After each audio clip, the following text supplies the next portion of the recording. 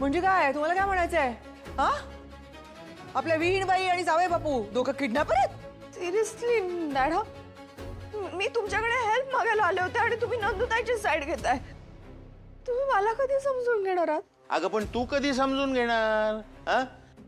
शाळेत असल्यासारखी मोठ्या बहिणीची तक्रार करत आलीस घरी. हा?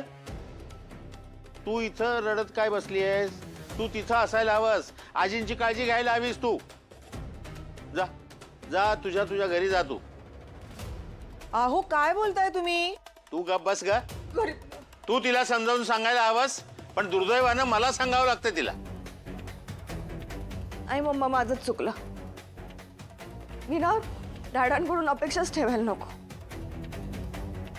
कारण ना मी काही केलं तरी त्यांना फक्त नंदुताईची साईड घ्यायची असते आणि तीच परफेक्ट वाटते. तू आधी तक्रारी बंद कर आणि तुझ्या घरी जाऊन आजींची काळजी घे. त्यांना काय हवं नको ते बघ. हो जाते ना, जाते. मला ना आज कळालं की माझी काय पोझिशन आहे या घरात. चालू दे तुमचं ताईचं कौतुक. ऐक ना सुष्मिता, ए अगं असं का? सुष्मिता बाळा, घे. झालं तुमचं समाधान झालं? शांत वाटलं असेल ना तुम्हाला आता?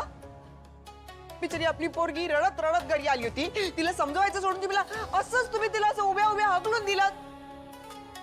तुम्ही म्हणजे ना अगदी मोठ्या मुलीच्या प्रेमामध्ये आंधळे झाले आहात.